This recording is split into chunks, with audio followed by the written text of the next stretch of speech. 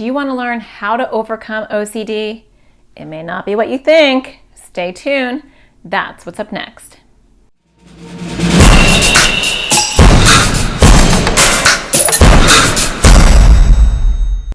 Hi, my name is Natasha Daniels. I'm a therapist and I make videos for people with anxiety and OCD. And today I want to talk to you about how do you overcome OCD? Is that even possible?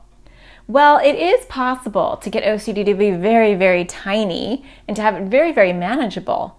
But often I will find in my practice that what people think they need to do or what people need to see in order to show proof that they are overcoming OCD is really missing the point completely. A lot of people focus on the intrusive thought or feeling.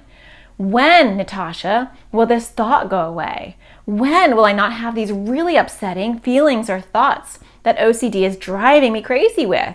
And that's the wrong question. It's not when will the OCD intrusive thoughts or feelings or images go away.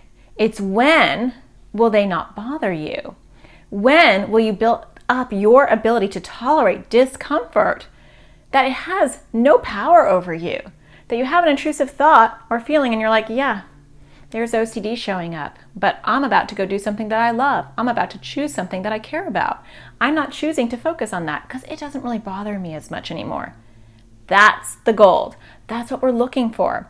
And a lot of times we focus on the intrusive thought or feeling and not how we're reacting to it. We can't control intrusive thoughts or feelings. I can tell you, think of an elephant right now and boom, you thought of an elephant most likely.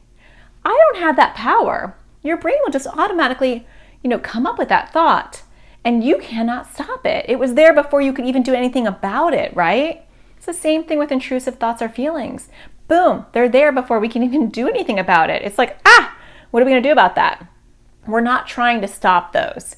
Now, as a side note, when you do a lot of exposure with response prevention, and you work on building your muscles so that you can tolerate and handle the discomfort that those thoughts or feelings bring you, yes, more often than not, those thoughts and feelings do get quieter. And sometimes they get very, very quiet that you barely notice them. And sometimes they don't. But what does change is your ability to handle them, your ability to tolerate them. And so we want to focus on you sitting with the discomfort and not doing anything to get rid of that discomfort. I know that sounds completely crazy and I know that's incredibly hard, but that's part of how we overcome OCD, is that we learn how to sit in the discomfort that OCD doesn't want you to sit in. OCD says, do the compulsion. Come on, it will feel better. And it does for a short period of time until OCD says, that wasn't enough. Do it again, do it this way, right? And it adds more and more rules and more compulsions that you have to do. Or you have to do mental compulsions. Am I this or am I not this? Did I do that or did I not do that, right? So even when you weigh out those pros and cons in your head, that's a compulsion. I'm sure I have a video on that, right? But when we sit in the discomfort and we say, yeah, I'm a horrible person, or yeah, I probably have germs all over me, or yeah, I'm not gonna wash my hands. If you do it in slow, tiny steps and you just sit in the discomfort and you focus primarily on the compulsion, you focus on the behavior or the avoidance that you're doing to get rid of that discomfort, and you work on not doing that. I'm not going to ask that person for reassurance, or I'm not going to confess my thoughts, or I'm not going to wash my hands, or I'm not going to even that out. It will be different for each one of you, but I'm not going to do whatever, or I'm not going to avoid, because avoiding is a compulsion. I'm going to touch that, or I'm going to say that, or I'm going to do that, or I'm going to think that, or I'm going to agree with OCD. I'm going to be sarcastic with it.